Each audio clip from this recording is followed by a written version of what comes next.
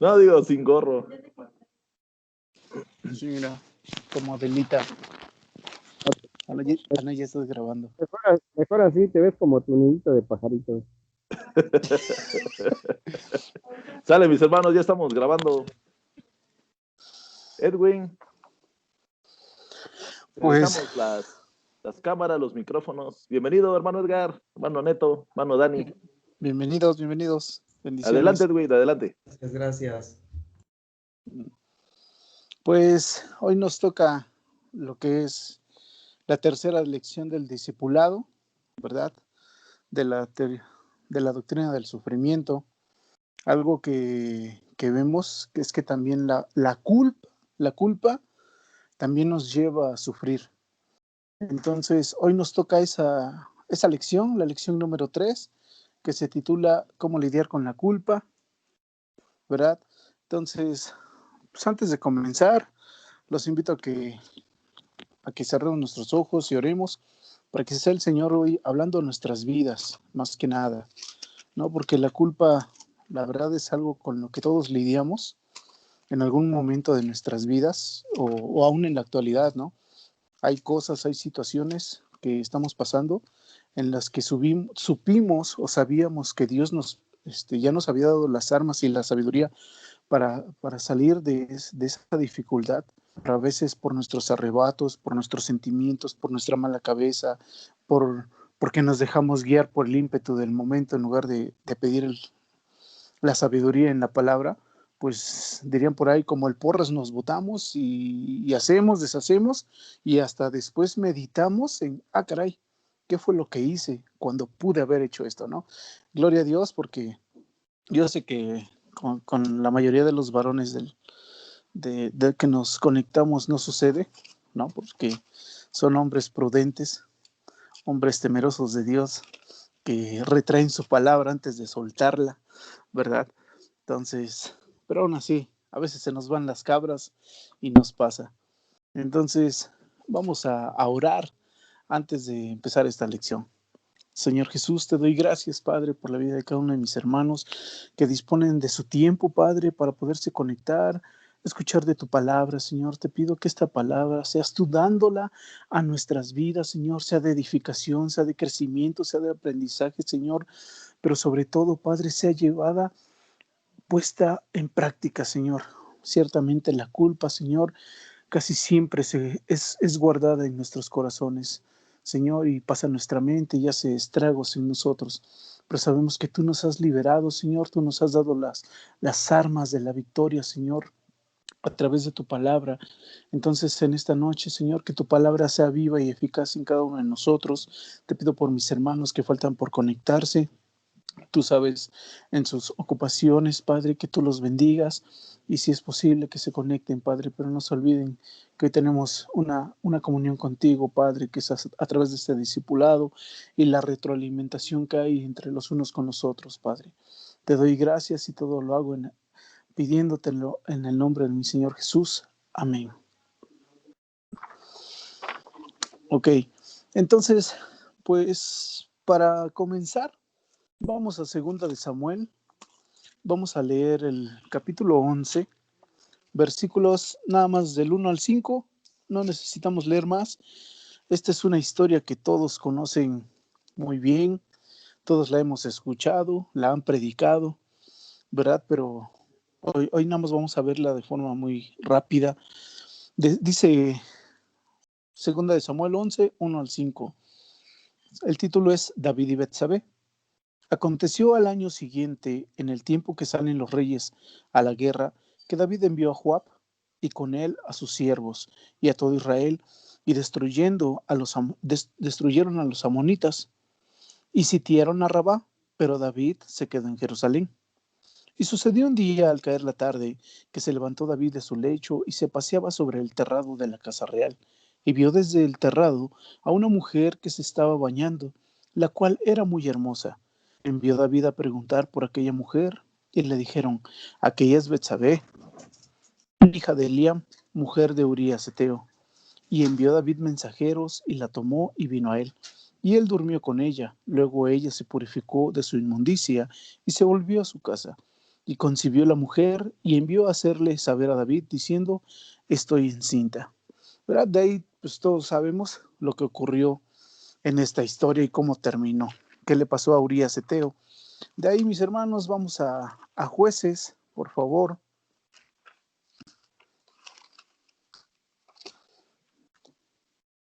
Vamos a Jueces, capítulo 16. Y vamos a leer, les voy a leer del 5 al 10. Esa historia igual es muy conocida, saben de qué trata, ¿verdad? Dice, es Danzón y Dalila. Después dice, y vinieron a ella los príncipes de los filisteos y le dijeron, engáñale e infórmate en qué consiste su gran fuerza y cómo lo podríamos vencer para que lo atemos y lo dominemos, y cada uno de nosotros te dará 1100 siclos de plata.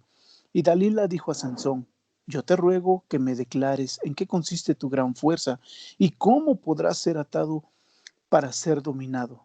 Y le respondió Sansón, si me ataren con 7 mimbres verdes que aún no estén en conjuntos, entonces me debilitaré y seré como cualquiera de los hombres. Y los príncipes de los filisteos le trajeron 7 mimbres verdes que aún no estaban enjutos, y ella le ató con ellos. Y ella tenía hombres en acecho en el aposento. Entonces ella le dijo, Sansón, los filisteos contra ti. Y él rompió los mimbres como se rompe una cuerda de estopa cuando toca el fuego, y no se supo el secreto de su fuerza. Dice el 10, entonces Dalila dijo a Sansón, he aquí tú me has engañado y me has dicho mentiras. Descúbreme pues ahora, te ruego, cómo podrás ser atados. De ahí dice el 16 y 17, y aconteció que presionándole ella cada día con sus palabras e importunándole, su alma fue reducida a mortal angustia. Le descubrió pues todo su corazón y le dijo, nunca a mi cabeza llegó navaja, porque soy nazareo de Dios desde el vientre de mi madre. Si fuere rapado, mi fuerza se apartará de mí y me debilitaré y seré como todos los hombres. Estas dos historias, y así como esas hay muchísimas más, pero ahorita vamos a ver por qué decidí ocupar estas historias. Dice que la culpa, hay dos definiciones para esta palabra.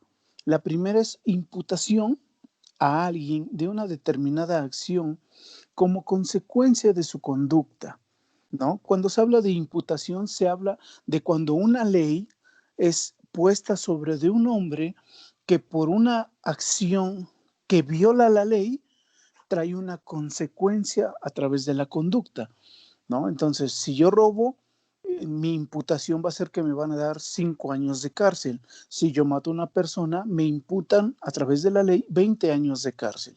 ¿Por qué? Porque yo rompí la ley y tiene que haber una consecuencia. Eso es en el sentido jurídico. Cuando hablamos de la culpa, a nivel personal, hablamos de un hecho, una acción u omisión que provoca un sentimiento de responsabilidad por un daño causado. Una cosa es la culpa que se adquiere por haberlo hecho y la otra es la culpa que se genera dentro de nuestro corazón y dentro de nuestra mente al sentir responsabilidad por dicha conducta, ¿no? Al final de cuentas es culpa, pero en dos fases diferentes, ¿no? Se puede decir que una es externa y la otra es interna. Ahora dice, hay una gran diferencia entre la culpa como sentimiento y la culpa como consecuencia de una acción. De esas dos culpas dice que la primera se le considera como una culpa objetiva, o sea, es la realidad de estar equivocado sin que me interesen o me importen los sentimientos. Esa es la culpa objetiva. ¿A qué se refiere? A aquellas acciones que sabemos que estamos mal en lo que hacemos, pero ya son acciones concretas. Por ejemplo, como un hombre que es infiel a Dios con el mundo, pero que por su condición ya se está enfriando. El hombre ya sabe que él se está alejando de Dios, eso lo sabe en su subconsciente, pero sus conductas y sus actos ya los está haciendo de manera deliberada. porque ya sabe que como ya está mal con Dios, entonces lleva una continuidad de pecado constante a través de su vida. Entonces, esa es la culpa objetiva. Yo sé que estoy equivocado, pero ya no tengo ningún sentimiento de culpa en mi mente. Se puede decir que ahí la conciencia ha sido cauterizada y ya no hay dolor, ya no hay sentimiento en esa herida. Mm. Eso también tiene que ver con la medicina. Cuando hay una herida, dependiendo la zona en la que se encuentre dicha herida, cuando el tegumento se empieza a unificar otra vez y las células se empiezan a reconstruir, se empieza a perder un poco de la sensación al dolor. ¿Por qué? Porque como el tejido se murió o fue desgarrado, entonces las células tienen que volver a reintegrarse para volver a ser una sola, pero en este caso se pierde la sensación de dolor. No sé si se han tocado en la parte del codo. El codo es una zona que si tú te la pellizcas o te la muerdes no te duele. ¿Por qué? Porque está pegada al hueso. Entonces no le están pasando nervios, pasan alrededor de los brazos, pero aquí en el codo nada más es la piel pegada con el hueso. No, entonces, ¿cómo sé que me duele? Pues si te has pegado en el hombro, se te hormiguea en el codo, perdón, se hormiguea la mano y te dices, me dolió. Bueno, es que no le pegaste como tal a la piel, es un nervio el que le pegaste y por eso sentimos dolor. Pasa lo mismo con las heridas, cuando éstas se regeneran y queda la, la superficie característica de una herida que ha sanado, esas tienden a ser indoloras. Ahora bien, dice que también están los sentimientos de culpa. Esa es una respuesta interna por nuestra conducta. Cuando nosotros hacemos algo que va en contra de nuestra naturaleza, puedes ser cristiano y puedes no ser cristiano, pero la culpa es algo que se experimenta tanto en los del mundo como en las personas cristianas. Ese es un sentimiento que se genera por el simple hecho de que somos de naturaleza humana y somos falibles. Nos podemos equivocar, somos erróneos. Entonces, por nuestra naturaleza, yo genero sentimientos de culpa. Pero eso me lo determina a cierto nivel mi conciencia, ¿no? Depende mucho los valores que se me han sido inculcados. Ahora bien, la moral y ética de la sociedad. Aquí es importante que también la sociedad ejerce presión sobre de nosotros. Ahorita vamos a ver a qué nos referimos. Primer punto es que el que vive conforme a los estándares de Dios sin importar la perspectiva cultural o la presión social. ¿A qué se refiere esto? O sea, yo como hijo de Dios, yo tengo mi propia personalidad. He desarrollado esa personalidad de hijo de Dios. Ya no soy bastardo, ya no soy criatura. Ahora soy un hijo de Dios en el cual el Señor ha tirado mi viejo hombre y me está haciendo de nuevo.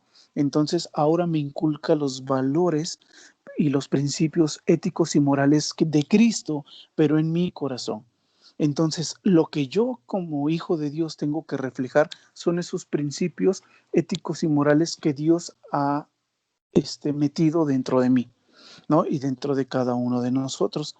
Entonces, a mí como cristiano ya no me debe de importar lo que es la presión social, ¿no? Algo que, por ejemplo, bueno, me testificaba luego Neto de su experiencia cuando andaba en el mundo, era que él nunca se metió con sus amigos, aunque le decían, drógate, toma, fuma, mujeres, aquí, allá, no siempre lo hizo, lo probó a lo mejor en cierta forma, pero a veces la influencia de los amigos o la influencia de los que nos rodean, con tal de que nosotros pertenezcamos a ese grupo selecto, nos hace querer hacer lo mismo que ellos, con tal de que nosotros encuadremos.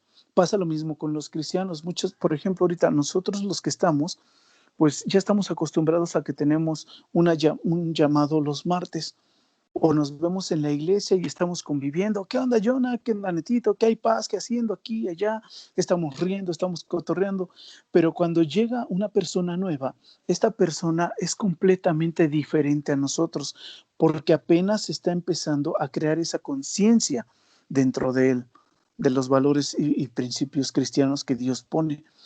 Entonces, Él se acerca, pero muchas veces se acercan como con miedo al rechazo, ¿no? O sea, y lo hemos visto, siempre que llega una persona nueva, llega, se sienta y pues están sentaditos, están callados, se les hace preguntas y las respuestas salen a tirabuzones, ¿no? Entonces, ¿eso por qué es? Porque aún no ha desarrollado una confianza, ¿no? Pero nosotros lo empezamos a jalar de, no, brother, mira, únete, come, habla, compártenos algo.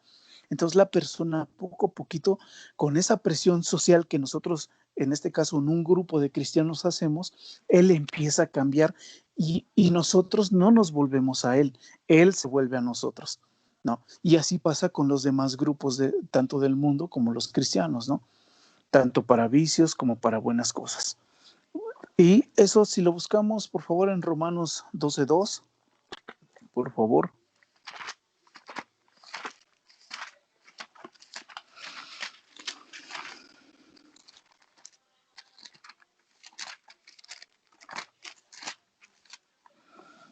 Dice, no os conforméis a este siglo, sino transformaos por medio de la renovación de vuestro entendimiento para que comprobéis cuál sea la buena voluntad de Dios.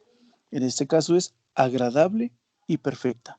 Entonces, en ese capítulo 12 tiene como título los deberes cristianos, pero empieza con una recomendación de que dice, no os conforméis a este siglo. O sea, si ya eres hijo de Dios, no hagas las mismas cosas que hacen los del mundo. Debes de tener un diferenciador que te permite ser diferente a todos los que te rodean, ¿no? Entonces, ahí entra esta palabra de el cristiano vive conforme a los estándares, pero de Dios, no del mundo. Luego, el segundo punto es, la conciencia del hombre es susceptible. Esto es tremendo, mis hermanos, porque te habla de que la conciencia del hombre tiende a cambiar dependiendo de las personas con las que se rodee o de las condiciones, el contexto en el que se encuentre la persona. Entendemos por contexto que es todo lo que le rodea a un individuo. En este caso, por ejemplo, Edwin en el contexto de Shaddai, bueno, es un grupo de personas que buscan de Dios, que son creyentes, que son maduros, algunos no, pero al final de cuentas todos son cristianos y tienen como objetivo buscar a Cristo. Entonces, mi conciencia va a empezar, cuando yo llego a la iglesia, dices, caray, estoy en la iglesia. Entonces, lo que siempre se predica, no pienses que porque estás en la iglesia te tienes que portar bien. Nosotros como cristianos te portas bien dentro y fuera de la iglesia, ¿no? Pero todas las personas o muchas personas nuevas o no muy maduras en el evangelio creen que estar en la iglesia significa que ahí me debo de portar bien, para que todos vean que soy un buen cristiano, ¿no? Entonces dice que la conciencia del hombre es susceptible. ¿Por qué? Porque acá hay 3 puntos importantes. La primera, insensibilización de la conciencia, ¿no? Esa palabra de insensibilizar. Ciertamente cuando nosotros no somos sensibles a las personas o a lo que nos rodee, nos importa poco lo que le suceda a nuestro prójimo, ¿no? Pero también dice que cuando la conciencia es insensible, siempre buscamos cómo justificar nuestro pecado. ¿Por qué? Porque dice que es justificación del pecado por el racionalismo que le damos. Un ejemplo, la falta de tiempo para Dios por mi trabajo. ¿Qué quiero decir?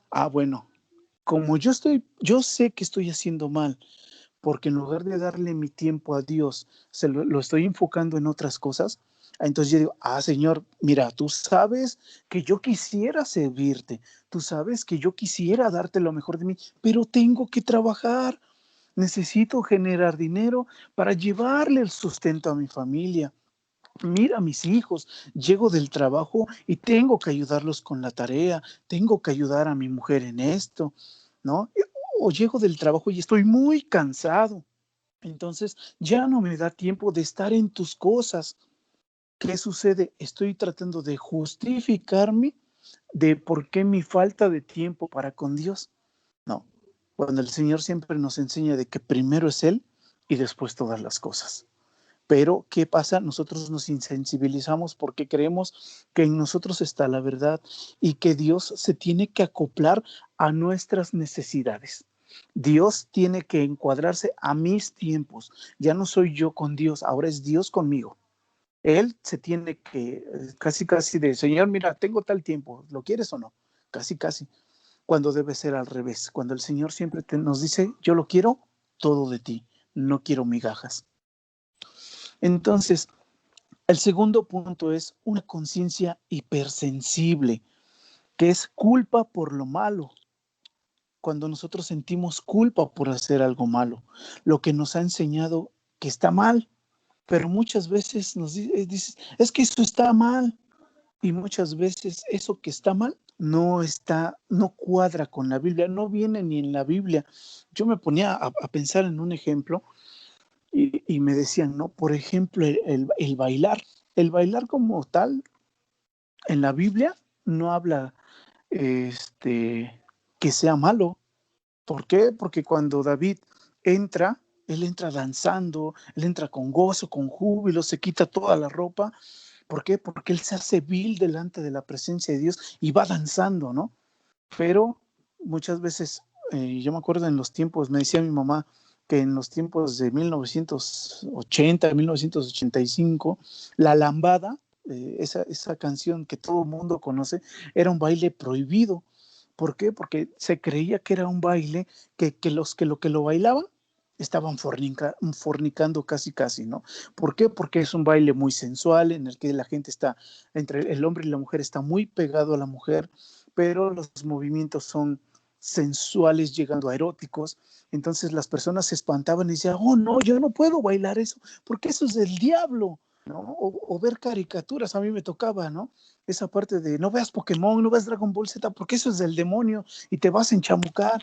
Y tú dices, oye, discúlpame, no viene en la Biblia. Ah, sí, pero es que es del demonio. Entonces, esa es una culpa hipersensible, que yo creo que mis acciones son malas cuando en realidad no vienen en la Biblia.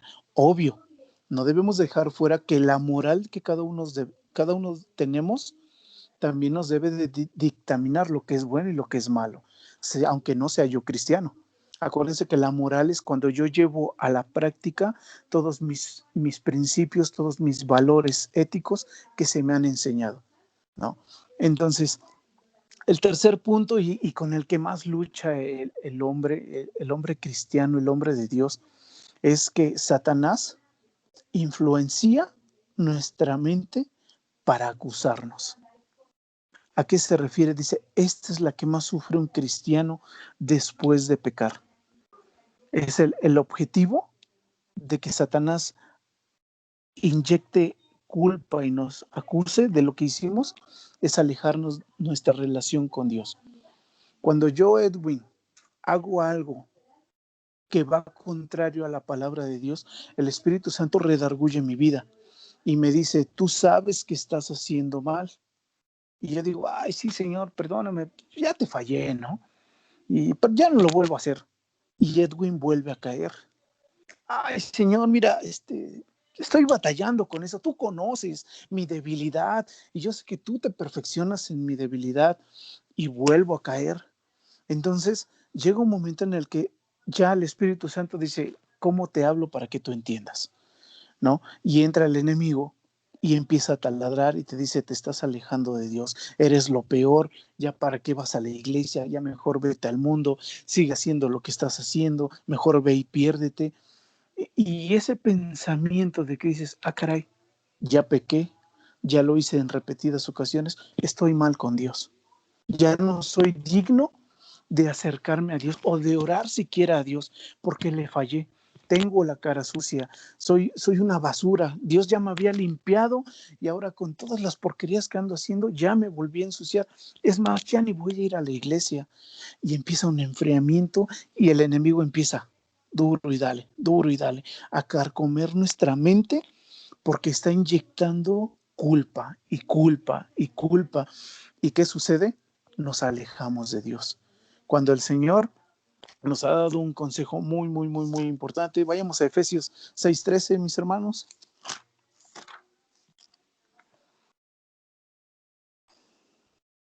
En el versículo 12, el Señor nos muestra contra quiénes luchamos en realidad, que son contra sangre. Dice que no tenemos lucha ni contra sangre, ni contra carne, sino contra principados, potestades, etcétera. Pero en el 13 dice, por tanto, tomad la armadura de Dios para que podáis resistir en el día malo.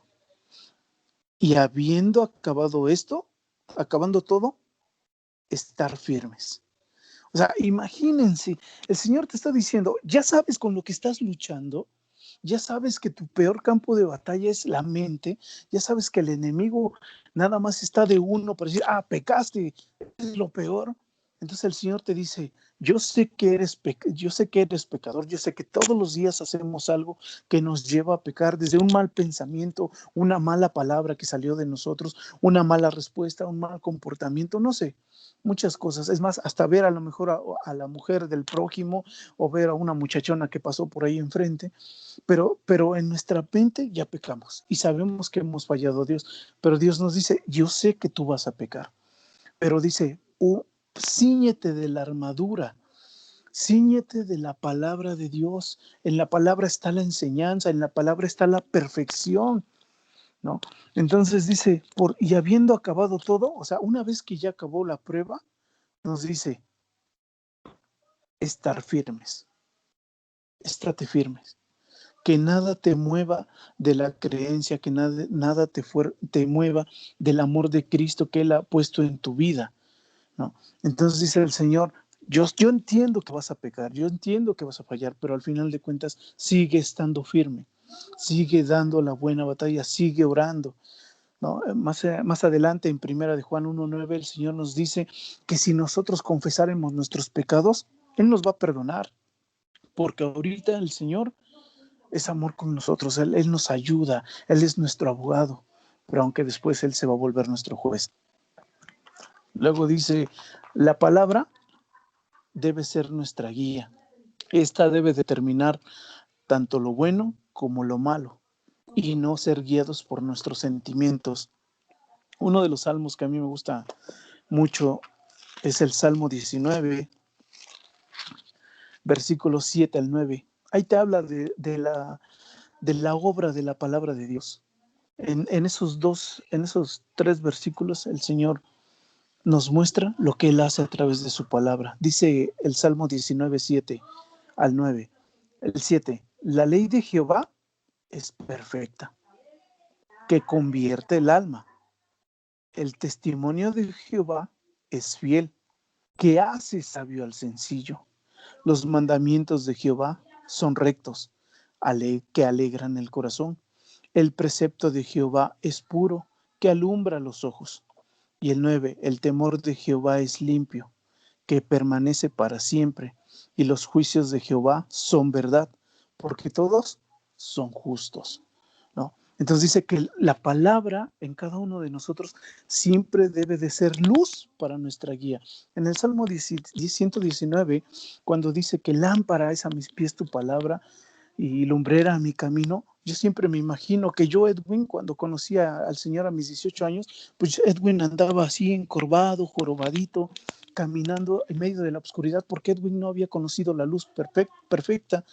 Entonces, cuando llega el Evangelio de Cristo a mi vida, lo primero es que me dice, lámpara es a mis pies. Mi mirada, que nos dice, estaba viendo hacia el suelo. ¿Qué significa? Derrota. Una persona que ve hacia el suelo es porque está completamente derrotada. Entonces, cuando el Señor prende esa lámpara del Evangelio en mi vida, me ilumina los pies y dice, caray, hay una luz. Lo primero que hace el Señor es que a través de nuestro sentido de la vista tenemos la percepción de que hay luz en la oscuridad. Entonces mis pies se iluminan. ¿Y qué hacemos? Buscamos la luz. ¿De dónde viene? Entonces levanto mi mirada, ¿no? Lámpara es a mis pies tu palabra y lumbrera mi camino. Cuando me pongo derechito y veo de dónde viene esa luz, dice que el Señor ilumina esa senda, ¿no? Y te dice, este es el camino correcto. Ya así como iluminé tus pies, ahora voy a iluminar toda tu vida completamente. Entonces dice que la palabra de Dios es perfecta, pues convierte el alma, hace sabio al sencillo, nos da entendimiento, sus juicios son justos, Nosotros no tenemos un Dios injusto, al contrario, es justo y nos da lo que nos merecemos a cada uno de nosotros. Y luego dice, para lidiar con la culpa es necesario dar 4 pasos específicos. Primero, reconocer la realidad de la culpa. Jeremías 6:16.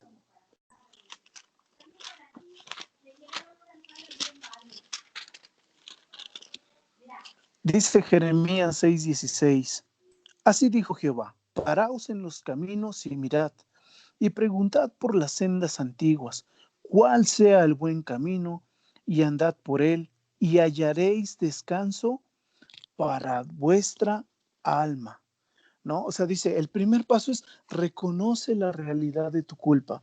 ¿Qué te está diciendo el Señor? Párate un momento y observa tu camino. ¿Cómo es nuestro camino? ¿Es en verdad recto?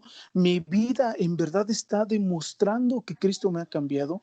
¿Mi forma de ser en verdad ha sido vista por los demás? Recordemos que, y siempre lo decimos, nosotros no necesitamos decirle al mundo que somos cristianos. Mi vida, mis actos, mis palabras y mis hechos siempre deben de estar al unísono, deben de estar totalmente vinculados para que cuando mi vida lo demuestre, digan, él es cristiano porque está reflejando el carácter de Cristo a través de su vida, ¿no? Y entonces, ¿qué decía aquí el profeta Jeremías? Detente un momento y mira tus caminos, mira las sendas por las que has caminado, analízalas y dependiendo de lo que tú veas, ponte a llorar o ponte lleno de felicidad, ¿no? Porque al final solamente cada uno de nosotros sabemos la vida que hemos llevado. Luego dice el punto 2, el segundo paso, debemos arrepentirnos. Segunda de Crónicas 7:14, por favor.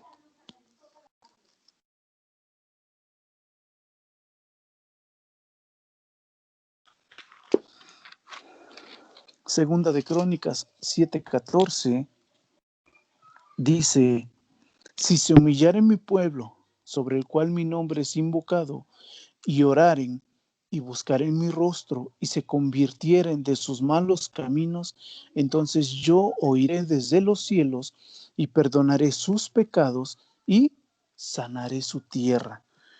No, el Señor que nos dice, arrepiéntete, en verdad, cambia, humíllate. ¿Mm?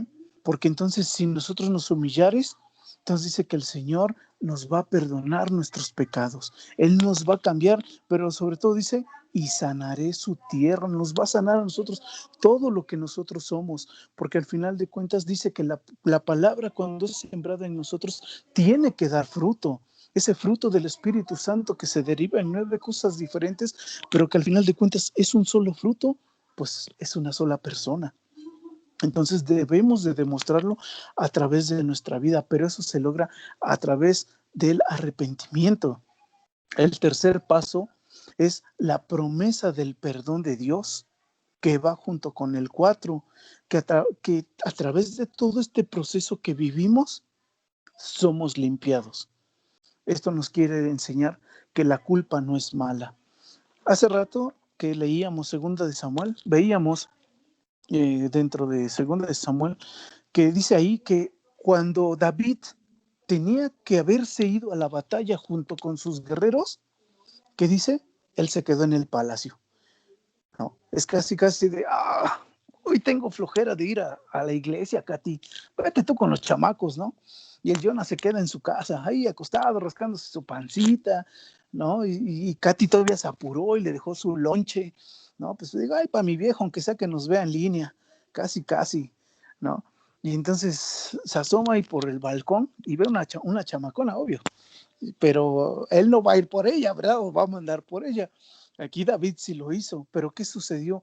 Que un momento de ocio, un momento en el que no se concentró en lo que tenía que haber hecho, que es haberse ido con su pueblo a guerrear la batalla, él decidió quedarse. Y por haberse quedado, él que lo llevó a cometer un pecado, lo llevó a un proceso en el que por el ocio descuidó su santidad para con Dios y pecó, pero tras de que pecó, esa parte de que tenía insensibilizada su conciencia, porque dice, caray, pues ya me acosté con ella y ya está embarazada, ¿qué voy a hacer? Pues le mato al marido, ¿no? ¿Y qué pasa? Le manda una carta al jefe y le dice, ¿sabes qué? Ponte a Urias hasta adelante porque necesito que se quiebre. ¿Y qué pasó? Lo obedecieron y lo ponen hasta adelante y se muere. Y yo ya también me ponía a pensar en Urias y decía, él se fue, él servía a su rey completamente. Él estaba sirviendo al pueblo, dando su servicio en la batalla, porque él sabía que Jehová lo iba a respaldar, y él fue y luchó la batalla y se murió, pero él murió con honor, él murió con la gloria de que estaba haciendo lo bueno, ¿no? Porque él sí estaba en el propósito. Obvio, el propósito de Dios se tenía que cumplir porque él tenía que morir. Pero eso al momento, pues no se lo voy a explicar a Urias. Es necesario que te vayas a batallar para que te mueras. Yo me quedé con tu esposa y de ahí venga Salmón. Pues no, ¿verdad? O sea, no lo iba a entender. Entonces, eso es un poquito ilógico. Pues muérete tú, le iba a decir. Pero pues no, era el propósito de Dios en la vida de David. Pero esto también nos muestra que después, a través del profeta Natán, él le dice, hay culpa en tu vida. Hiciste esto, esto, esto. Y la culpa de las acciones no fue solamente de forma externa, sino también fue interna, ¿no? Porque ¿qué le dijo? Que se ha muerto, que le restituyan todo lo que era de él. Pues ese eres tú, ¿qué te preocupas? Fuiste tú el que lo hiciste, fuiste tú el que pecó. Y entonces, ¿qué pasó? Pierde esa insensibilización y el Señor le abre la conciencia de decir, caray, sí es cierto, yo tuve la culpa. La culpa. ¿Qué hago, Señor? Perdóname, te he fallado, he hecho mal, restabléceme. Y eso es lo que al final de cuentas, eso es lo que el Señor quiere, que a través del proceso que vivamos por tener culpa en nosotros, aprendamos a conocerle a Dios aún más, ¿no? Entonces, y el sufrimiento va acompañado de la culpa, ¿no? Yo siento culpa y yo estoy sufriendo. Yo siento culpa porque sé que hice las cosas mal y dentro de mi cabeza me he robado la paz, ¿no? Luego, por ejemplo, en Jueces 16, ahí sí, yo lo leía y hasta me daba risa porque tú dices, si Sansón siendo un hombre, bueno, sabíamos que se acostaba con pura prostituta, ¿no? Y conoce a la Dalila y estaba, me imagino, más buenota que las demás, le hizo los ojitos y le suelta la sopa porque dice en el 16 y 17 que me imagino que ella tanto estaba ahí, muele y muele, que le dijera el secreto de su fuerza, que dice ahí que Sansón le abrió su corazón. O sea, imagínense cómo una mujer logró sacarle la verdad. Pero tú dices, oye, ¿y qué las veces pasadas que viste que le dabas un secreto y te llegaban las tropas y te querían matar, no te daba tu cabecita para entender que no tenías que hablarlo? Pero ¿qué pasó? El enemigo fue tan astuto de meterse a la vida de Sansón que él le termina abriendo su corazón y en un segundo entra a su vida y hace un caos. No, al final de cuentas al final de la historia de Sansón, el Señor le restituye su fuerza, pero también le quita la vida. ¿No? ¿Por qué? Porque por su culpa el Señor hizo su propósito, pero yo me imagino que a lo mejor Dios tenía otros planes más grandes para Sansón, pero dice Sansón, caíste, abriste tu boquita, entonces ni modo, te vas a tener que morir, ¿no? Y después no hubo otro hombre como Sansón. Hubo profetas, hubo quienes hicieron unas cosas mejores, pero no de gran fuerza como lo era Sansón, ¿no? Entonces, ¿qué nos enseña el Señor? Que es necesario que pasemos por el proceso de la culpa para que esta desarrolle en nosotros sufrimiento, pero esto nos lleve a ser limpios, ¿no? Entonces, ¿qué dice Primera de Juan 1:9? Vamos a leerlo, hermanos.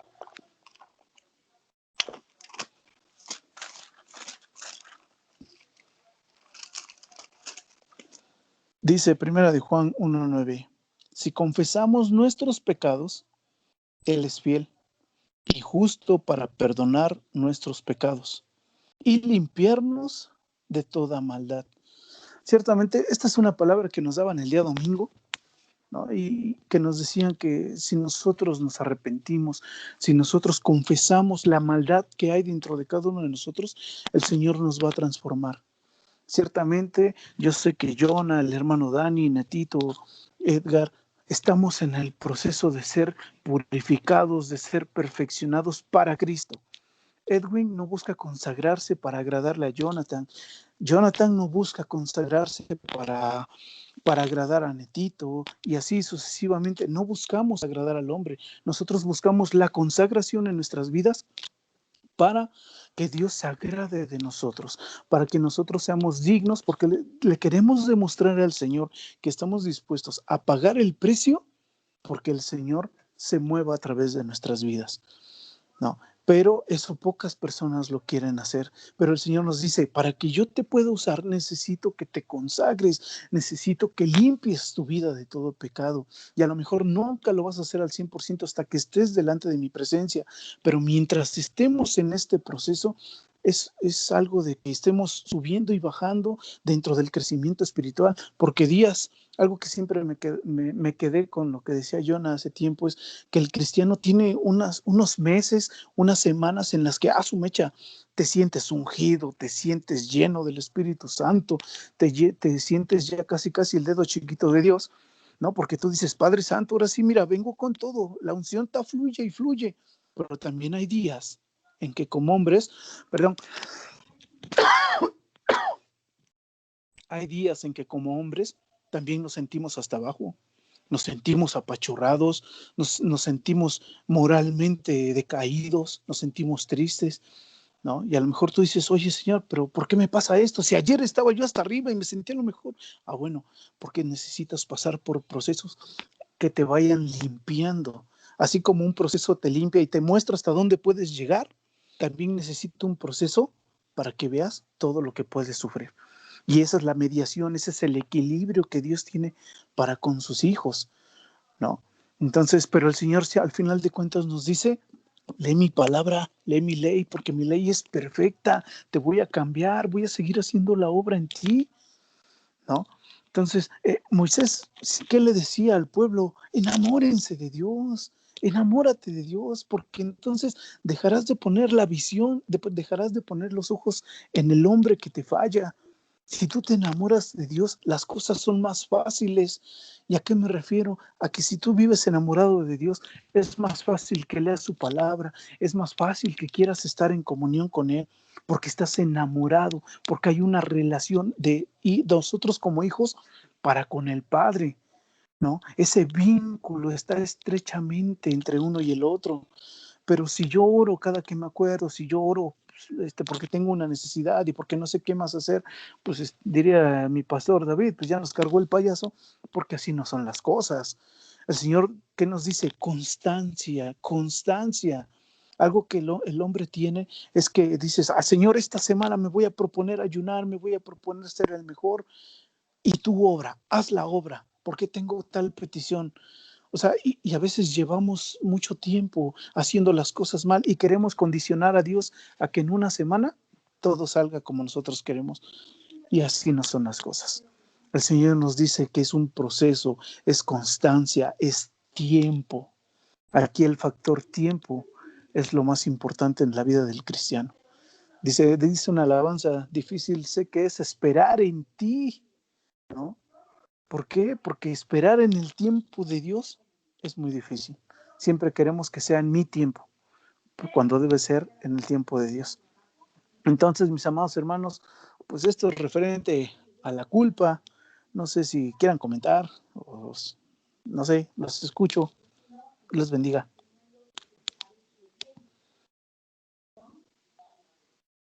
Voy primero. Padre Fíjate que, Santo.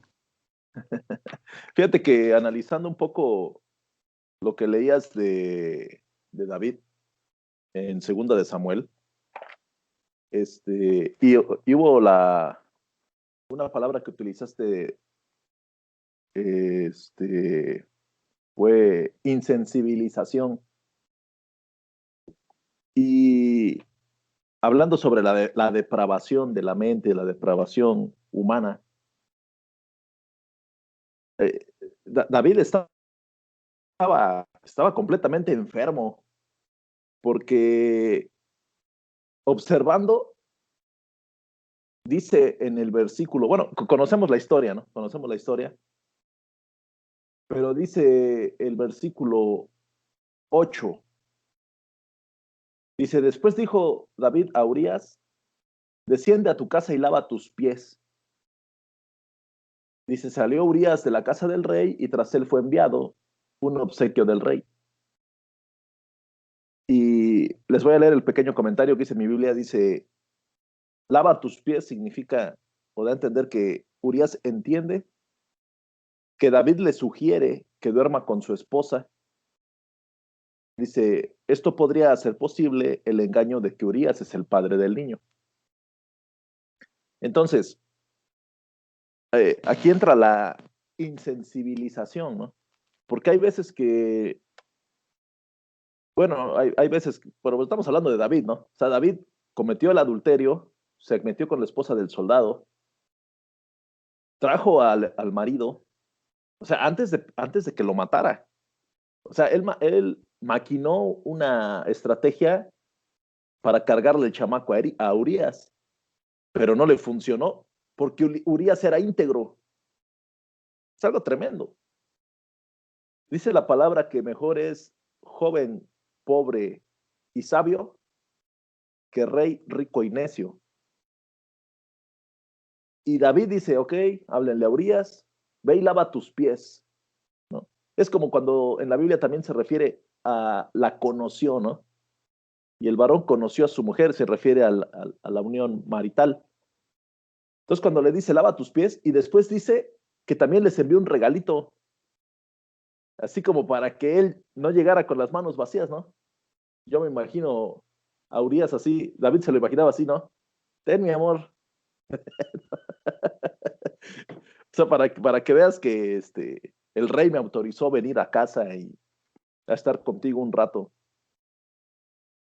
Pero Urias fue más íntegro que David, que el rey. Y dice el 9, pero Urias durmió a la entrada de la casa del rey con todos los siervos de su señor y no bajó a su casa, a su casa.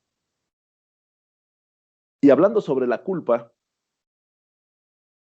vamos, o sea, si pasa algo de esto, lo menos que quisiera el varón es platicar con el marido de la mujer, para empezar, ¿no?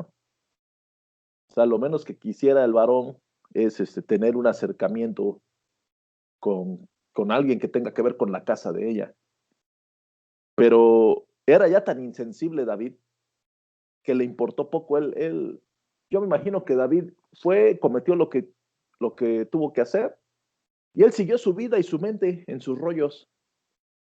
Él siguió en su gobierno, en su manera de ver las cosas, en su ociosidad. Y ahora la Biblia nos habla este caso específico de Betsabé. Hay muchas cosas que la Biblia no dice. No sabemos qué otras cosas habrá hecho David.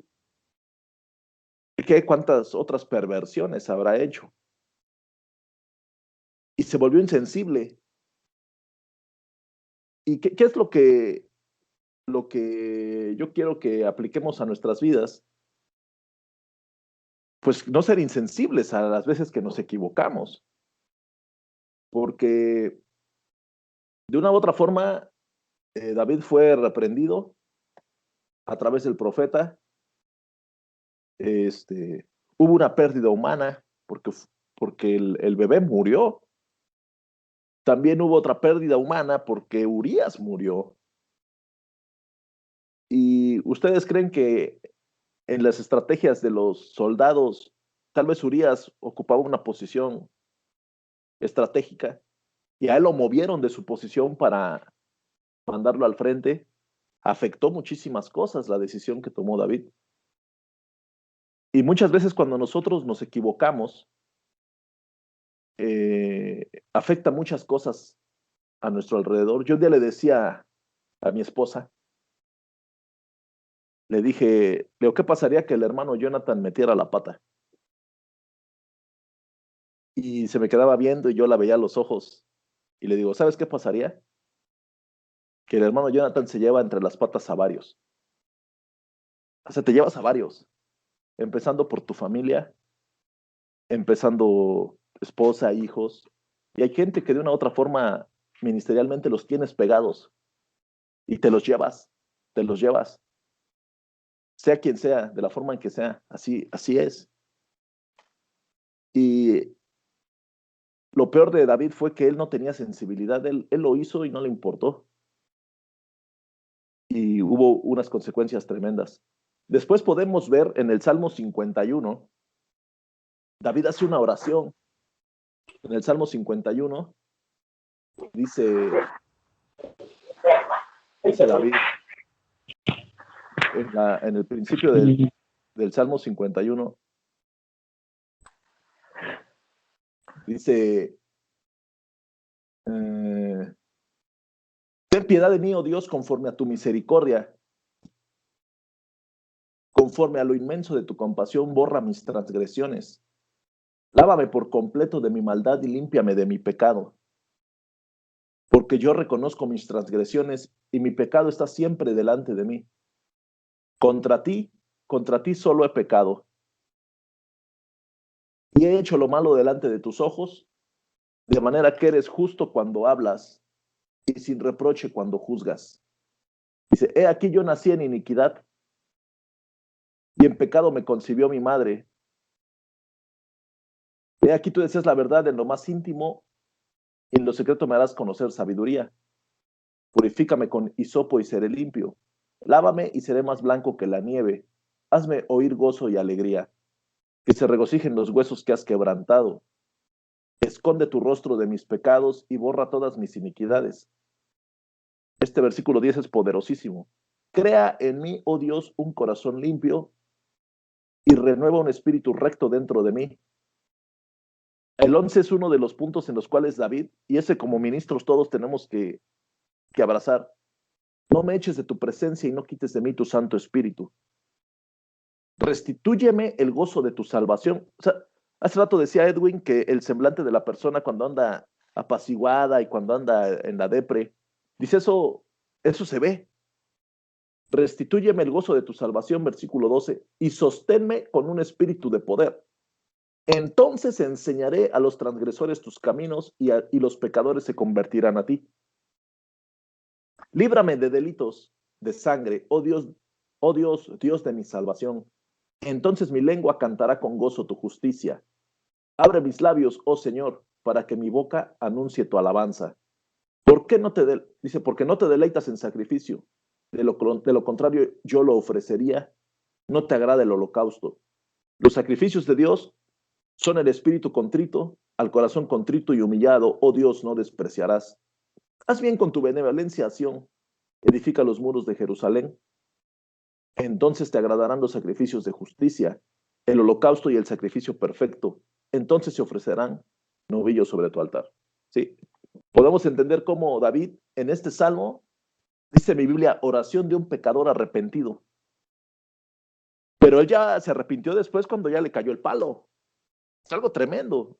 O sea, él se arrepintió porque todo lo que le había pasado, y así como diciendo, pues yo entiendo, Señor, que sin ti soy nada. David era un salmista. Dice en este salmo, dice que él ya no podía cantar, ya no podía expresar las alabanzas al Señor. Él sabía que la sangre lo acusaba. Estaba tronado. ¿Por qué? Porque había sido insensibilizado. Es algo tremendo. Y cierro con esto. Cada vez que nosotros tengamos la debilidad de hacer algo que no es correcto, porque nos deslizamos, y no hablando del tema de David como un adulterio o como un robo o hacer lo correcto, hablar mal de alguien, siempre va a haber algo. Si ustedes, hermanos, deben de saber bien, cuando alguien habla mal de ti, se le ven los ojos. O sea, a mí me ha tocado así personas que no me ven a los ojos. Y digo, oye, ¿qué te hice, no? Incluso he tenido, hermanos, personas que me han ido a pedir disculpas y yo sin tener nada en contra de ellos, y, o sea, ni en cuenta, y me han pedido disculpas. Es probable que en algún momento uno haga lo mismo. Hablamos de alguien, le robamos a alguien, afectamos a alguien, pero que nunca caigamos en la incivilización, que seamos insensibles. Como dice el Salmo 51, Todo eso, lo que dijo David, es la expresión literaria de un hombre quebrado por su pecado. En el momento en el cual nosotros, Dios no lo permita, tengamos un desliz de ese tipo o veamos a un hermano, animarlo a que se levante lo más rápido posible. Porque este dolor de que ya no puedes cantar con gozo, de que tus huesos están quebrados, de que la iniquidad que hiciste te está atormentando, eso se ve en el rostro. Y tenemos que evitarlo. Adelante.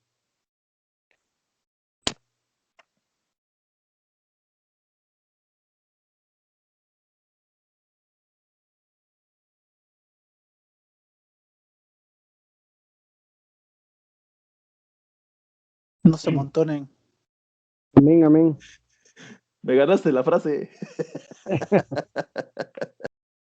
Mi audífono ya no quería escuchar eso. Amén. Bueno, yo entiendo en dos puntos, ¿no? La culpa jurídica y la culpa de conciencia. La culpa jurídica o la culpa que entendemos, que ya sabemos que cada acto tiene una consecuencia, ¿no?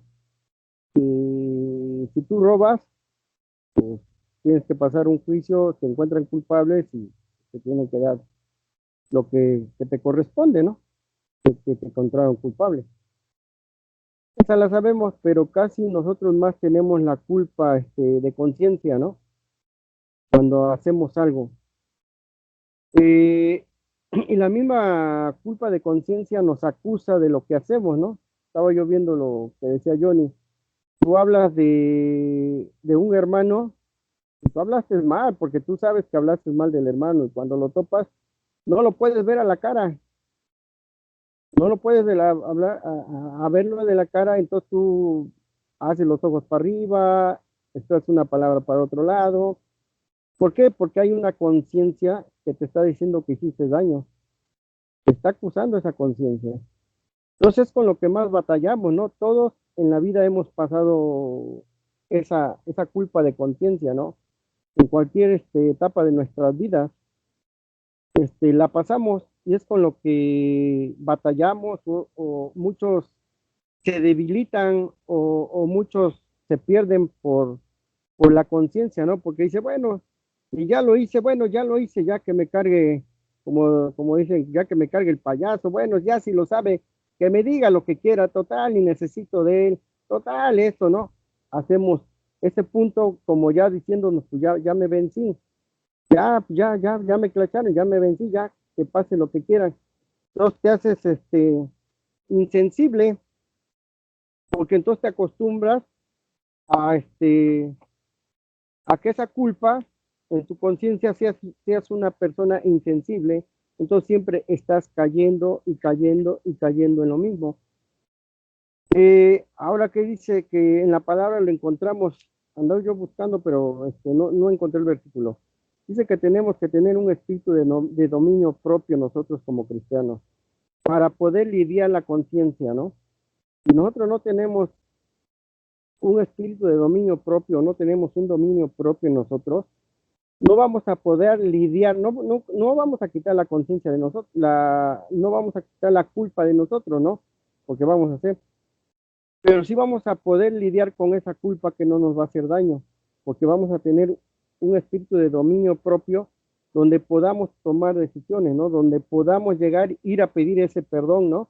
Por ejemplo, yo le fallé a mi hermano, yo hablé mal, no le pude dar la cara, entonces para que mi conciencia esté tranquila, entonces yo voy a ir, le voy a pedir perdón a Dios y le voy a pedir perdón que a la persona, ¿no? ¿Sabes qué? Yo hablé de ti, yo te fallé, perdóname, ¿no? Eso va a hacer que te alivie tu conciencia y eso vas a poder lidiar las culpas que tú en tu vida puedes tener, ¿no? Yo lo entiendo así en el caminar cristiano, ¿no? Entonces, siempre un cristiano tiene que tener ese dominio propio en sí mismo para poder hacer esto, porque si no lo tiene, se vuelve un insensible, ¿sí? Se menea para todos lados y para donde se lo lleve el viento, él se va a mover. Y tanto va a poder dañar como se va a poder, por ejemplo, no va a tener esa moral en él, sino que él dice, bueno, ya lo dañé, ya le robé a este, ya le quité a este. Se vuelve su vida así, una vida insensible, como pasó con David, ¿no? David se volvió insensible y hasta qué grado llegó, ¿no?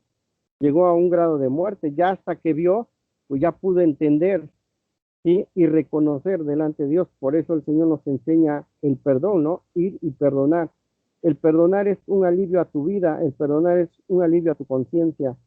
Todos sabemos que tenemos que tener ese espíritu de dominio propio en nosotros para poder dominar la culpa o dominar nuestra conciencia que hay en nosotros. ¿Y eso cómo lo vamos a hacer?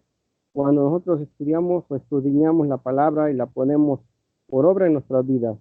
Porque podemos tener mucha palabra, pero si no lo hacemos, no lo vivimos, no lo actuamos, pues no, de nada sirve. Yo ese es mi punto de vista, es corto, pero es lo que yo entiendo, ¿no? De cómo lidiar con una culpa. Amén.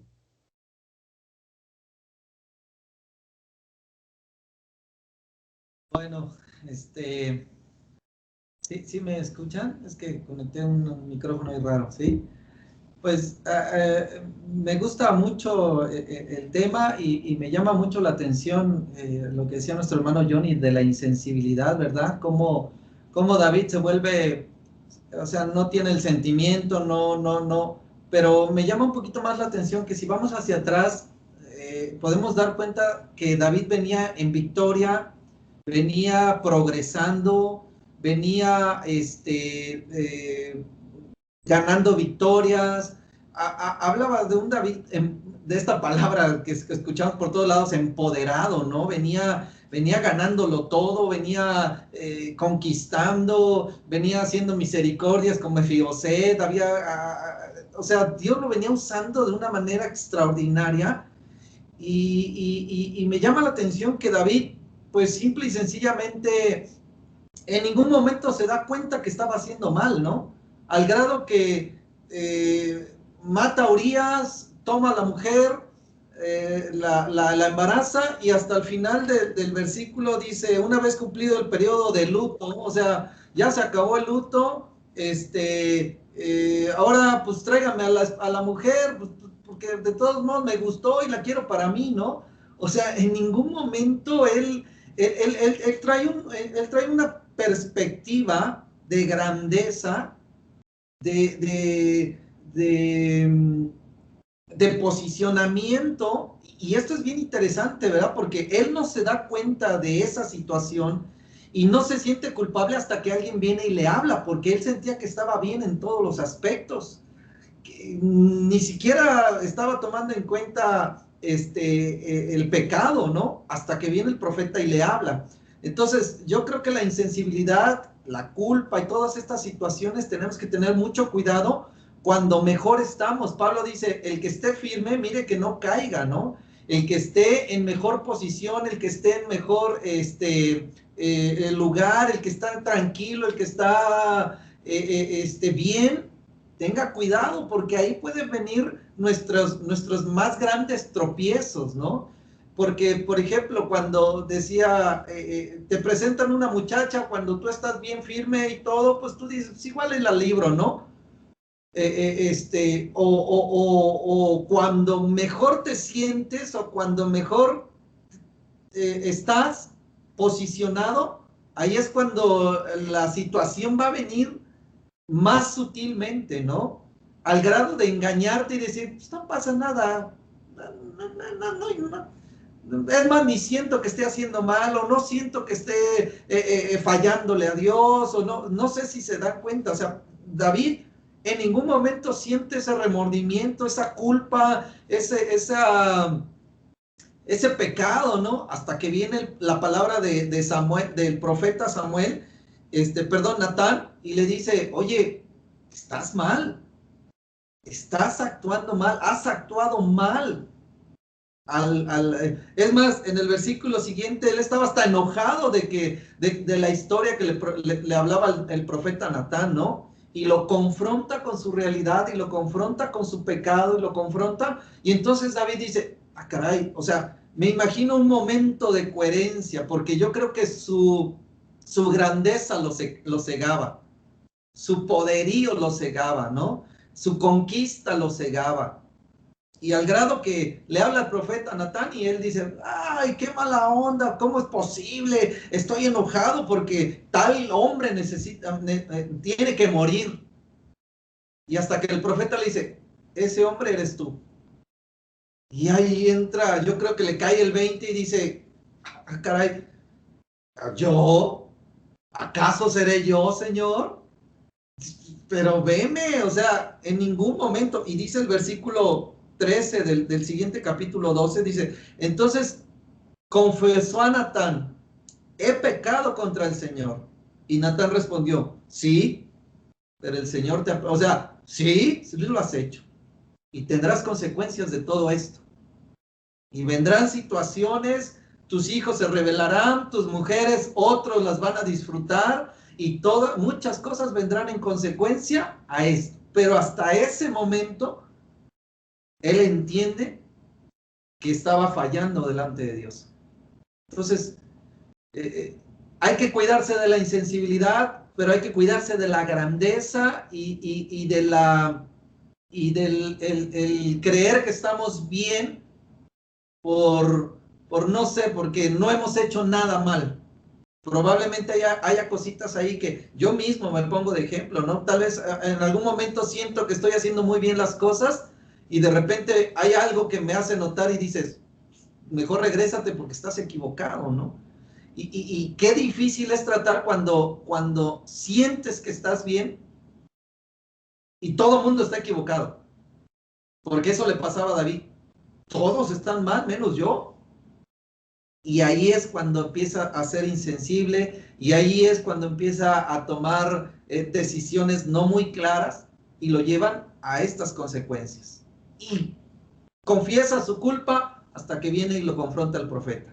Y eso empieza a cambiar su entorno. Sin embargo, las consecuencias, híjole, son fatales para David, ¿no? Viene hasta una decadencia fuertísima sobre el reino y sobre David. Nada más, gracias.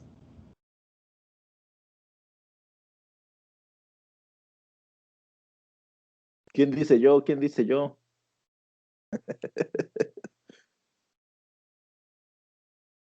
Mano Dani, échele sin miedo.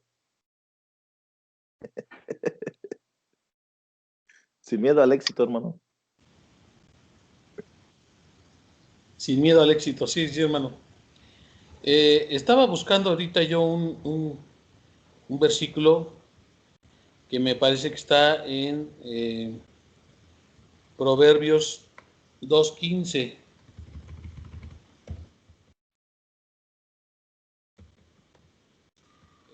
A ver si alguien me ayuda,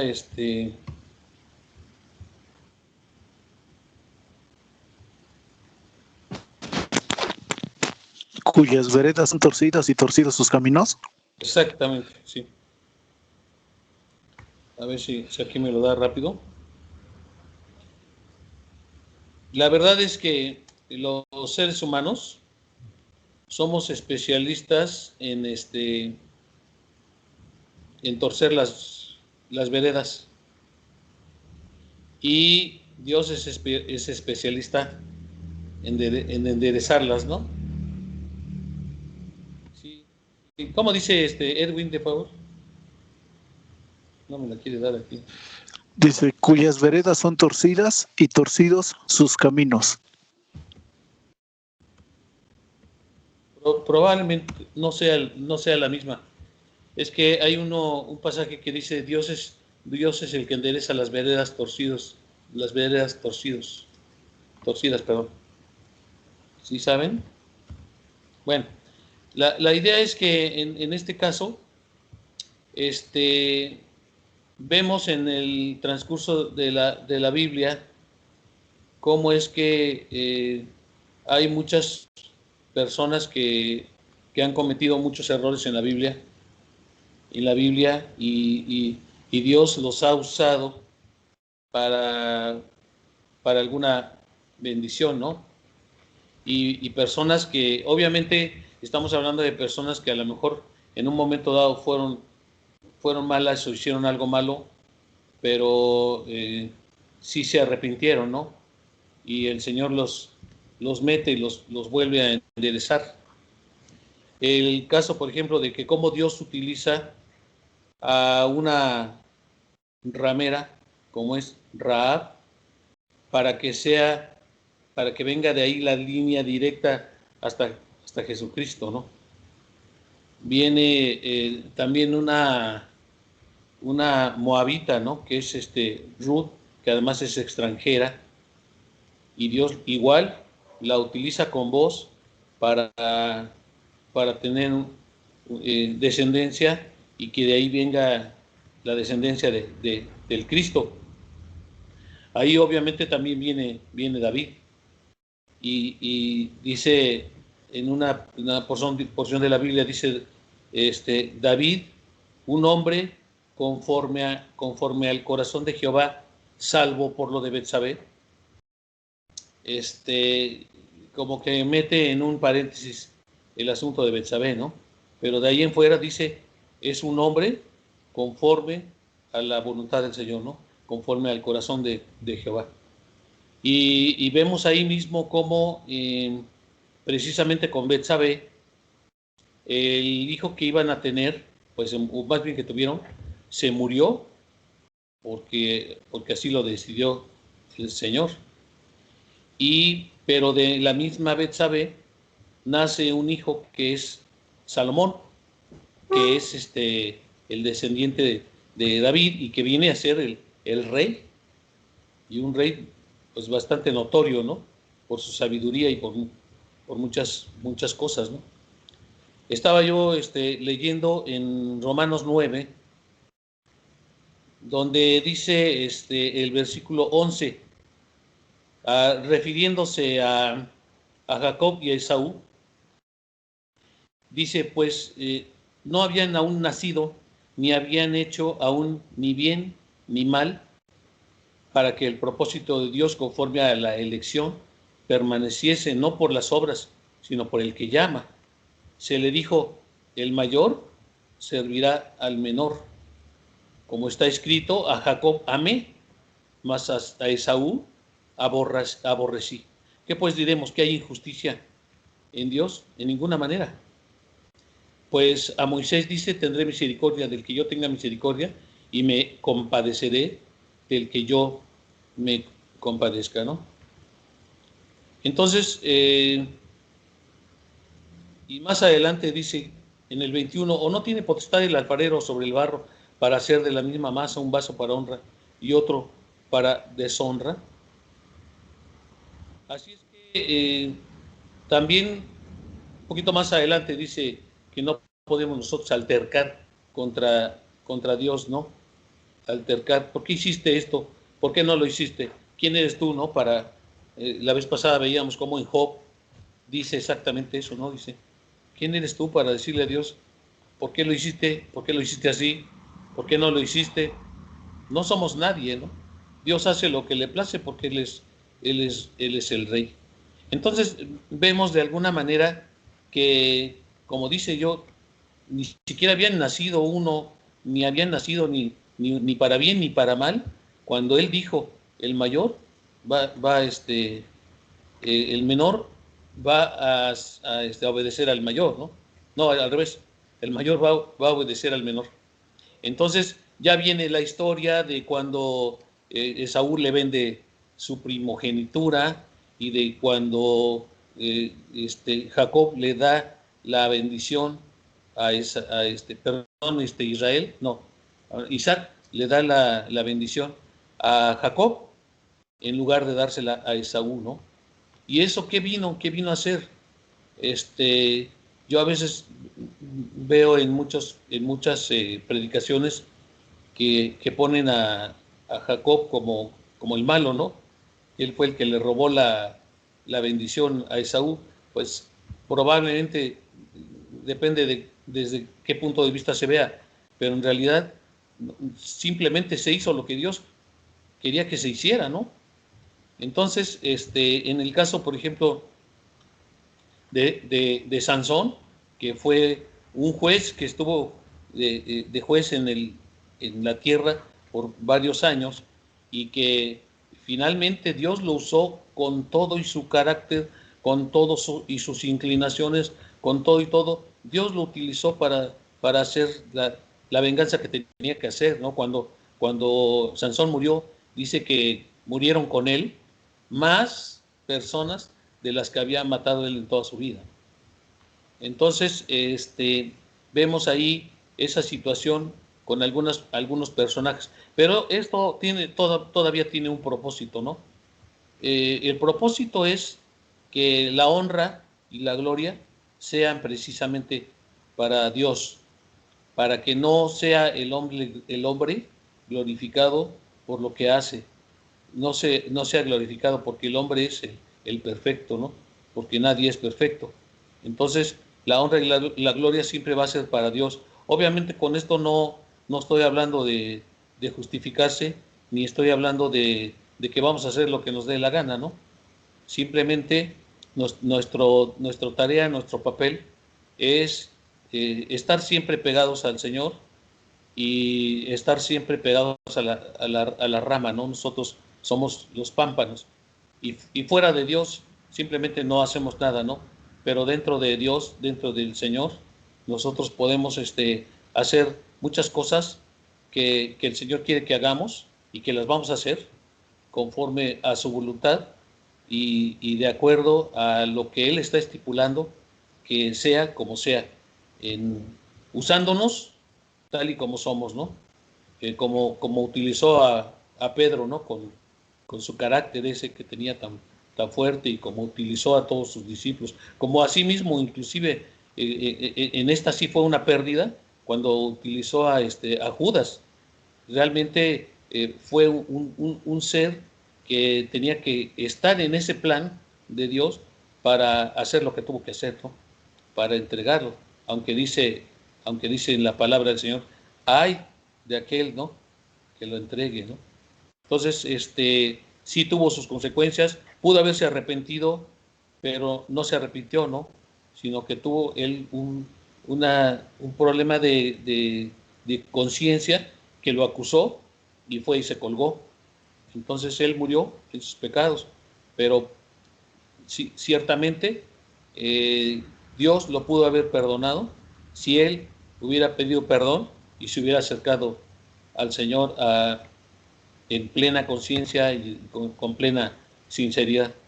Entonces, si todos vamos en ese camino, en ese plan, y de decir, Señor, aquí estoy y úsame conforme a tu voluntad todos los días y no separarnos, ¿no? Estar siempre pegados a Él. Sí, Johnny, Edwin. Pues.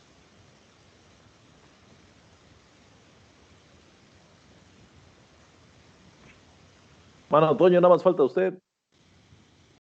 Hágase escuchar por la audiencia, por el público conocedor.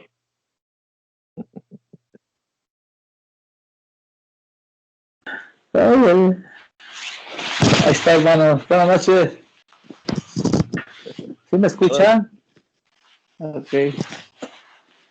Pues este tema es muy difícil para mí, yo no lo puedo ver tan fácil. No es lidiar con la culpa no es algo que podamos bueno, que yo en lo personal pueda decir que es fácil de lidiar con la culpa, ¿no? Es muy difícil. Es muy difícil sentirse culpable por las malas conductas del pasado. Aprende uno a vivir con la culpa solamente a través del conocimiento de la palabra con el Señor, pero realmente, pues no les voy a hablar del pasado, puesto que muchos de ustedes ya lo han visto, pero en todo el tiempo que yo viví cargando mis culpas por todo lo que yo hacía, pues vivía yo mal, vivía angustiado, vivía mal, en zozobra, con muchos problemas encima, sintiéndome culpable de tantas y tantas cosas. Por consecuencias de mis actos yo me acarrié. Afortunadamente empiezo a caminar correctamente, como lo he reiterado en varias ocasiones, conociendo de la palabra, cuando llegué al Shaddai, cuando ya en una disciplina del Señor yo llegué al Shaddai, pero anteriormente a mí me habían presentado al Señor de una manera errónea y no hay justificación porque yo ya era una persona con razonamiento y mayor. Simple y sencillamente lo ocupé esas malas informaciones y esos malos ejemplos, en lugar de tomarlos de una manera positiva, los tomé de una manera negativa. Dije, en este lugar, pues de aquí soy, puedo hacer lo que quiera y puedo caminar en el Evangelio haciendo lo que me plazca, porque pues desde la cabeza está mal y hasta los pies, yo por aquí me acomodo. Y me acomodaba y hacía las cosas equivocadamente. Buscaba al Señor y salía y seguía haciendo lo mismo. No leía de la palabra porque realmente no lo hacía, pero oía las prédicas, iba a las alabanzas y mis emociones salían a flote porque realmente no era el Espíritu, no podía vivir el Espíritu Santo, no podía morar porque yo hacía lo malo, no hacía lo bueno. Entonces, esa terrible situación tuvo que llegar el momento en que el Señor empezó a disciplinar y todo ese tiempo yo viví angustiado porque escuchaba lo bueno y hacía lo malo. Escuchaba la palabra en parte que me enseñaban y yo seguía siendo el mismo hombre. Lo único que había yo dejado era de beber y de drogar, pero yo seguía haciendo lo mismo. Y cuando se me antojaba beber, bebía, y cuando se me antojaba drogar, y luego para justificarme iba a la iglesia. Y como nadie me decía nada, pues estaba cómodo, ¿no? Estaba muy cómodo, ¿no?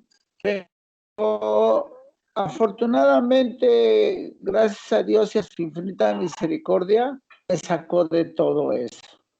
Me ha enseñado y me ha mostrado los nuevos caminos y aunque difícil, trato de obedecerlo, trato de hacer las cosas como él dice y he visto su provisión y su mano poderosa. Tuve que llegar a una iglesia y lo reafirmo donde no te es permisivo lo que era permisivo antes, a donde me encuentro con gente que considero que camina por las veredas correctas y que va de la mano del Señor haciendo lo posible por un cambio. Porque realmente hoy he aprendido que con el Señor no se juega. Y para tener paz en tu corazón y para poder caminar sin culpas y sin zozobras, tienes que obedecer al Señor y hacer todo lo posible por salir adelante de su mano del Señor.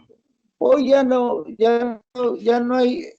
hay justificación para nada. Hoy todo lo malo que haga o siga haciendo es consecuencia mía. Y si yo me meto en problemas o tengo algún problema o me pasa algo dentro del evangelio correcto, es consecuencia mía, culpa mía. El Señor no tiene nada que ver acá, porque realmente nosotros mismos buscamos a veces nuestros malestares. Nosotros mismos buscamos a veces que nos pasen cosas y no podemos voltear y decir, el Señor tuvo la culpa, Dios tiene la culpa de lo que me falta, de lo que no tengo, de lo que me pasa. No, soy yo y tengo que reconocerlo hoy, porque hoy para eso estudio, para eso trato de aprender de la palabra, para que el Señor siga siendo mi guía y me siga renovando y me siga cambiando. Porque solamente en sus manos, solamente pasando las pruebas conforme nos vamos a entender. Y ya fui disciplinado y el Señor me ha puesto a un nivel muy fuerte y hoy tengo que entender que si el Señor me permitió seguir viviendo es con el propósito de que yo sea transformado y cambie.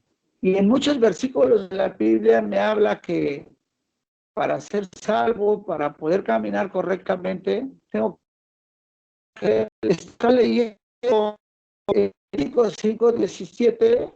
Dice, si alguno peca y hace cualquiera de las cosas que el Señor ha mandado que no se hagan, aunque no se dé cuenta, será culpable y se llevará a juicio. Y se llevará su castigo, perdón.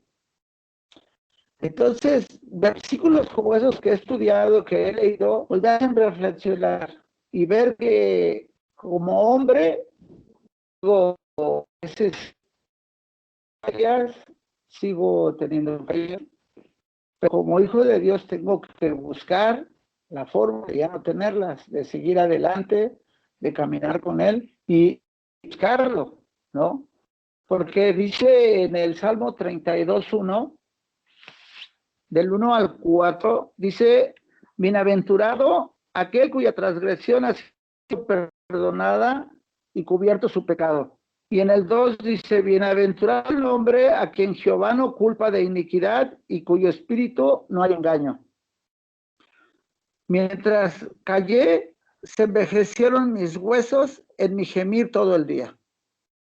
Porque de día y de noche se agravó sobre mí tu mano, se volvió mi verdor en sequedades de verano. Mi pecado te declaré y no encubrí mi iniquidad. Dije, confesaré mis transgresiones a Jehová, y tú perdonaste la maldad de mi pecado.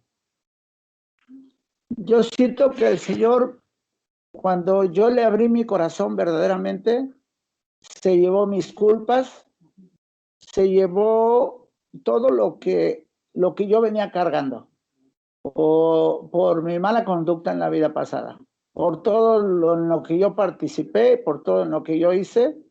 Muchas veces sentía yo esa losa, esa pesadez en la espalda, porque eran las culpas que yo arrastraba. Dejé de sentirme culpable cuando yo le abrí mi corazón completamente al Señor y le pedí perdón. Y empecé a pedir perdón y empecé a rectificar y a dejar de hacer cosas que hacía.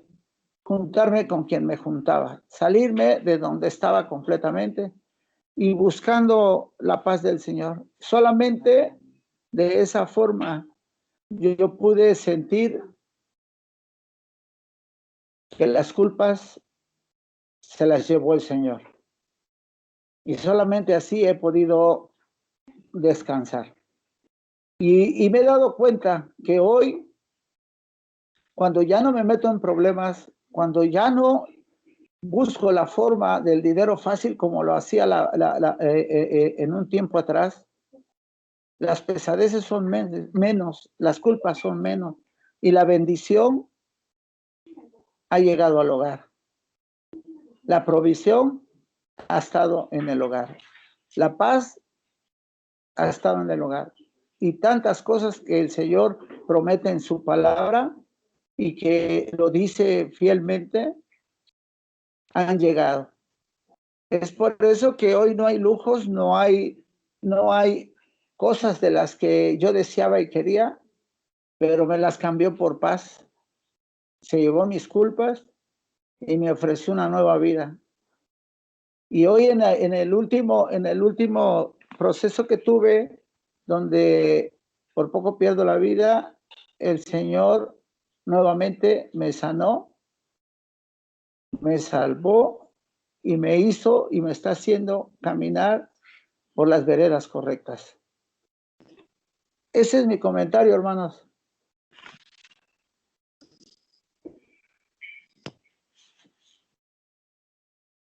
Muy bien. Pues vamos a concluir esta reunión, hermanos. Buenos comentarios. Yo creo que siempre es bueno recordar y dar la gloria a Dios a través de las experiencias personales y demostrar cómo Dios sigue obrando en nuestras vidas y para testimonio. Yo estoy seguro que yo los motivo a que compartan estos videos porque me han platicado de algunos que los han compartido y han hecho reflexionar a las personas que los ven, porque son temas tremendos en los cuales somos confrontados a través de la palabra. Pues muy buen tema, Edwin, y te pido que nos despidas y ya así nos desconectamos. Ok. Señor Jesús, cuántas gracias te doy, Padre, por esta lección que has dado a nuestra vida. Te pido, Señor, que podamos entender que la culpa es muchas veces necesaria en nuestras vidas, Señor, para que entendamos, Señor, el propósito que tienes para nosotros, Señor. Ahorita lo leía mi hermano, Señor, no es del que corre ni del que se esfuerza, sino del que tú tienes misericordia, Padre, pero dentro de esa misericordia va incluido el gran amor que tú tienes por cada uno de nosotros, Padre, y ciertamente porque nos amas, Señor, es necesario que seamos pasados por fuego, Señor, que seamos renovados en nuestro espíritu humano, Señor, y seamos fortalecidos a través del Espíritu Santo, Padre. Te pido, Señor, que si alguno de mis hermanos, Señor, aún en mi propia vida, sabemos que a veces hay situaciones del pasado, del presente, Señor, y aún algunas futuras, Señor, que nos hace sentir culpa, Padre Santo, pero en ti somos más que vencedores, Señor. Permítenos, Señor, cambiar la perspectiva, permítenos ser cristianos renovados, Señor, en ti, tener la mente de Cristo y ser victoriosos en cada momento de nuestra vida, bendito Señor. Te agradecemos por todo lo que vivimos, Señor, por lo bueno, por lo malo, Señor, porque todo sirve para bien a tus hijos, Señor. Te doy gracias, bendice a cada uno de mis hermanos en su vida, Señor, en sus familias, en su hogar, así como en el fruto del esfuerzo de su trabajo, Señor. Bendícelos, Señor, y sé tú con nosotros todos los días de nuestra vida, hasta el día que tú lo permitas, Señor. Que el ángel de Jehová acampe alrededor de cada uno de nosotros. A ti sea la gloria, la honra y el poder, Señor. Amén. Amén. Muy bien, hermanos. Dios les bendiga. Ya tenemos 1:30 de grabación. Ahí estamos en contacto. Vamos a echarnos un pancito y un café. Bendito. Nos vemos. Descansen, Dios los bendiga. Benito, El que Neto te ya se necesito. adelantó. Nos vemos. Que pasen buenas Bendiciones. Mañana, descansen. Hasta luego. Luego.